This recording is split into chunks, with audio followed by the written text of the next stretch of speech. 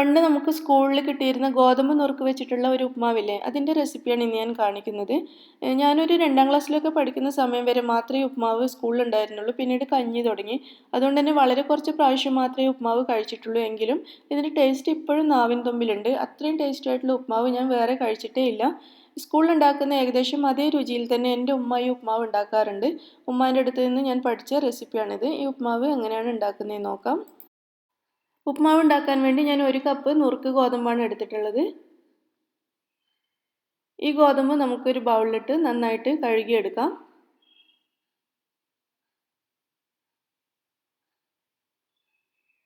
ഇത് ഞാൻ നന്നായിട്ട് കഴുകി ഇതിൽ വെള്ളം മുഴുവൻ കളഞ്ഞു വെച്ചിട്ടുണ്ട്. വെള്ളം നന്നായിട്ട് കളഞ്ഞിട്ടെടുക്കണം.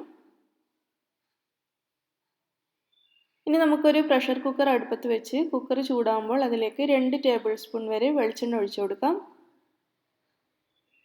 വെളിച്ചെണ്ണ കൂടുതൽ ഇഷ്ടമില്ലാത്തവർക്ക് 1 ടേബിൾ സ്പൂൺ ഒഴിച്ചാലും മതി. കൂടുതൽ വെളിച്ചെണ്ണ വേണമെന്നില്ല.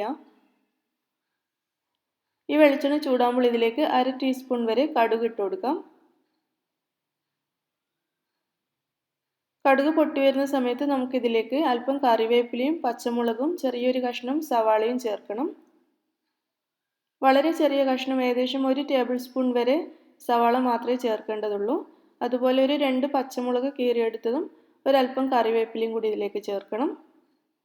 ആദ്യം നമുക്ക് കറിവേപ്പില ഇട്ട് കൊടുക്കാം. കടുക് പൊട്ടിക്കഴിഞ്ഞിട്ടുണ്ട്. കറിവേപ്പില ഒന്ന് പൊട്ടി വരുന്ന സമയത്ത് നമുക്കിതിലേക്ക് ഉള്ളിയും പച്ചമുളകും ചേർത്ത് കൊടുക്കാം. ഒന്ന് വഴറ്റി കൊടുക്കാം.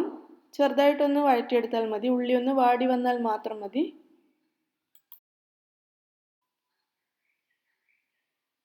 ഉള്ളിയും പച്ചമുളകൊക്കെ ഒന്ന് വാടിക്കഴിയുമ്പോൾ നമുക്കിതിലേക്ക് 1/2 കപ്പ് വെള്ളം ചേർക്കാം. 1 കപ്പ് റവയ്ക്ക് 1/2 കപ്പ് വെള്ളമാണ് ചേർക്കേണ്ടത്. അതേസമയം ഇത് കുട്ടികൾക്കൊക്കെ കൊടുക്കാൻ ഉണ്ടാക്കുകയാണെങ്കിൽ ഒരു 2 കപ്പ് വെള്ളം ചേർക്കേണ്ടി വരും. ഇതിപ്പോൾ ആവശ്യത്തിനുള്ള വേവ് മാത്രമേ ഈ 1/2 കപ്പ് വെള്ളത്തിൽ കിട്ടുള്ളൂ. ഇതിലേക്ക് ഞാൻ ആവശ്യത്തിന് ഉപ്പ് ചേർത്തിട്ടുണ്ട്. കാരണം നമുക്ക് സ്കൂളിൽ കിട്ടുന്ന റവ ഇങ്ങനെ വേറെ വേറെ നിൽക്കും, അധികം വെന്തിട്ടുണ്ടാവില്ല. ആ ഒരു സ്റ്റൈലിൽ തന്നെ ഉണ്ടാക്കാൻ വേണ്ടിയിട്ടാണ് 1 കപ്പിന് 1/2 കപ്പ് എന്നുള്ള രീതിയിൽ വെള്ളം എടുത്തിട്ടുള്ളത്.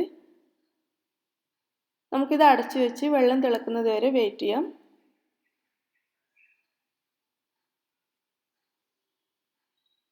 ഈ വെള്ളം ഇവിടെ നന്നായിട്ട് തിളച്ചു തുടങ്ങിയിട്ടുണ്ട്. നമ്മൾ കഴുകി വെച്ച ഗോതമ്പ് നുറുക്ക് ഇതിലേക്ക് ചേർത്ത് കൊടുക്കാം. ഇനി ഇത് നന്നായിട്ടൊന്ന് മിക്സ് ചെയ്ത് കൊടുക്കാം.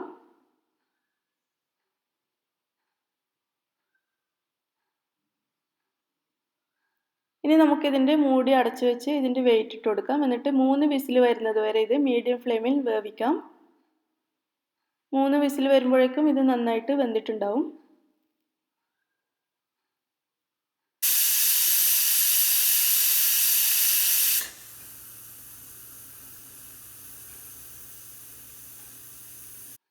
മൂന്ന് വിസിലിന് ശേഷം ഞാൻ ഈ കുക്കർ ഓഫ് ചെയ്തിട്ടുണ്ടായിരുന്നു.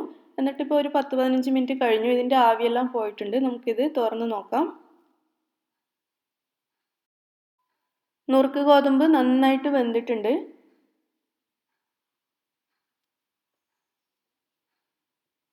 ഒരു കപ്പ് നുറുക്ക് ഗോതമ്പിന് 1/2 കപ്പ് വെള്ളം കറക്റ്റ് അളവാണ്. ഞാൻ നേരത്തെ പറഞ്ഞതുപോലെ കുട്ടികൾക്കൊക്കെ കൊടുക്കാനാണെങ്കിൽ നന്നായിട്ട് വേവേണ്ടി വരും. ആ സമയത്ത് 2 കപ്പ് വെള്ളം ചേർക്കുക. അല്ലെങ്കിൽ 1/2 കപ്പ് വെള്ളമാണ് ഇതിൻ്റെ പാകത്തിനായിട്ടുള്ള വെള്ളം. ഇനി നമുക്കിത് അടുപ്പത്തു നിന്ന് മാറ്റിയിട്ട് ഒരു ഉപ്പില ഇലയിലേക്ക് വിളമ്പാം. ഇതിന് ഞങ്ങളുടെ നാട്ടിൽ ഉപ്പില ചപ്പ് എന്നാണ് പറയുന്നത്. മറ്റു എന്തെങ്കിലും പേര് ഇതിനുണ്ടോ എന്ന് എനിക്കറിയില്ല. പണ്ട് സ്കൂളിലൊക്കെ ഈ ഒരു ഇലയിലാണ് ഈ റവ വാങ്ങിക്കുന്നത്.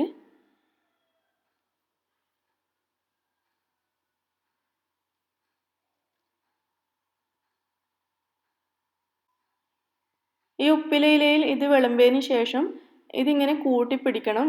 ഇതൊന്ന് നന്നായിട്ട് കവർ ചെയ്ത് ഇതുപോലെ ഒന്ന് അടച്ചു പിടിക്കുക. എന്നിട്ടൊരു 2-3 മിനിറ്റ് വെച്ചതിന് ശേഷം ഈ ഉപ്പിലയില നമ്മൾ തുറന്ന് നോക്കുമല്ലോ, ആ സമയത്ത് ഈ ഇലയുടെയും ഉപ്മാവിൻ്റെയും കൂടി ഒരുമിച്ചുള്ള ഒരു മണം വരും. അത്രയും കൊതിപ്പിക്കുന്ന ഒരു മണമാണ്. ആ മണത്തോടു കൂടി വേണം ഇത് കഴിക്കാൻ. ഇതിൻ്റെ ടേസ്റ്റ് എനിക്ക് പറഞ്ഞറിയിക്കാൻ കഴിയില്ല. ഇത് കഴിച്ചിട്ടുള്ള എല്ലാവർക്കും അറിയാം.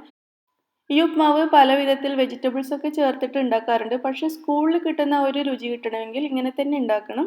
നിങ്ങളെല്ലാവരും ട്രൈ ചെയ്ത് നോക്കൂ. നിങ്ങൾക്ക് എന്തായാലും ഇഷ്ടമാവും. ഇഷ്ടമാണെങ്കിൽ ഇത് ലൈക്ക് ചെയ്യാനും ഷെയർ ചെയ്യാനും മറക്കരുത്. നിങ്ങളുടെ അഭിപ്രായങ്ങൾ അറിയിക്കണം. അതുപോലെ എൻ്റെ ചാനൽ സബ്സ്ക്രൈബ് ചെയ്തിട്ടില്ലെങ്കിൽ സബ്സ്ക്രൈബ് ചെയ്യാൻ മറക്കരുത്. Thank you.